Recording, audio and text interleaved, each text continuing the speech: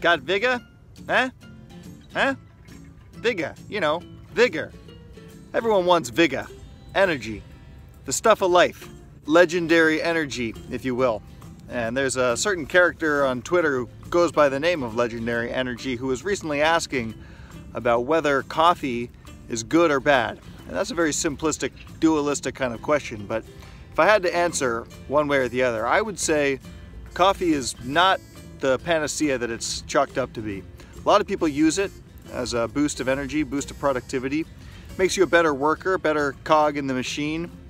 But past a certain point, I would argue that hitting the coffee, which is a very dense form of caffeine, is giving people the opposite effect of what they want. So like a lot of drugs, it follows this kind of biphasic dose-response function where on a certain range it does act as a boost, as a stimulant, but then beyond that point it starts to act actually as a depressant.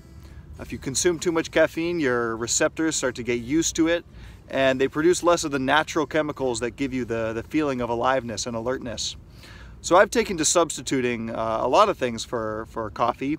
I'm going to give you just 4 of them.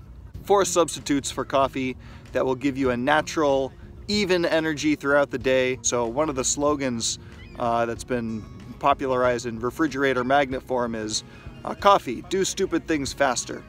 And I think we can all relate to that. It's like spinning our wheels but not really going anywhere, pressing harder on the accelerator without actually moving any faster.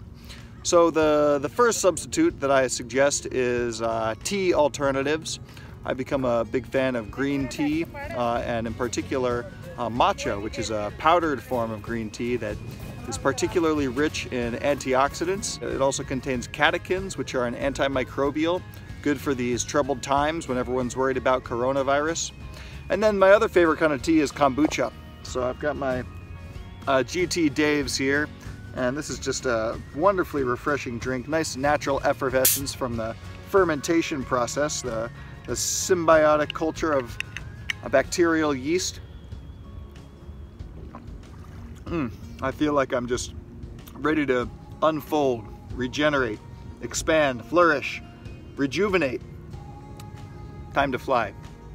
Just some of the marketing techniques of GT Dave's. I do not take any money from them. So teas, that's number 1. Number 2 is reconnecting with the elements, reconnecting with the sky above, the air all around us, the water. Right now it's king tide, which means that it's the highest tide of the month and it's perfect time to go swimming. Naturally enervating. And then lastly, just making contact with the earth, the ground beneath our feet. When we're connected to nature, we feel that we have more energy. And beyond that, syncing up circadian rhythm-wise with the morning sun and when it goes down in the evening, not being plugged into electronics. These all give you, again, a natural and even energy that you don't need to rely so much on caffeine. Number 3 that I want to touch on is supplements. And if you're not getting enough nutrition from your regular diet, as few of us are, especially when it comes to the things like fish, where it's sort of hard to work into a daily schedule, something like a fish oil supplement. This is an omega-3 plus vitamin D if you're not getting enough sunlight. Good all-around supplement. Don't rely too heavily on supplements. Make sure that you're getting a good all-around nutrition. And 4th and finally is breathing.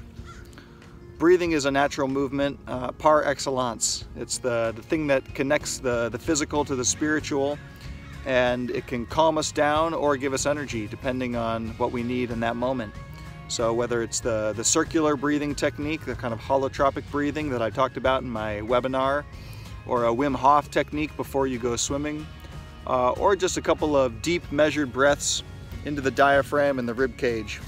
That's another way to give yourself a natural boost. So in closing, if you're a caffeine addict, in particular with coffee, try scaling back. See if you can find your optimal hormetic zone somewhere a little lower on the caffeine spectrum. Tea contains somewhere between 20 and 30 milligrams per serving, whereas coffee oftentimes is over 100. So, just think you could be having 3-4 cups of tea for that 1 cup of coffee. And if you space it out throughout the day, you might find that you get a little more traction with that caffeine that you are using.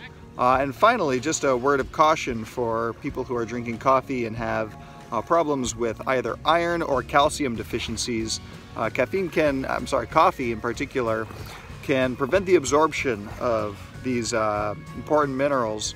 That's all for now. Going swimming. Peace.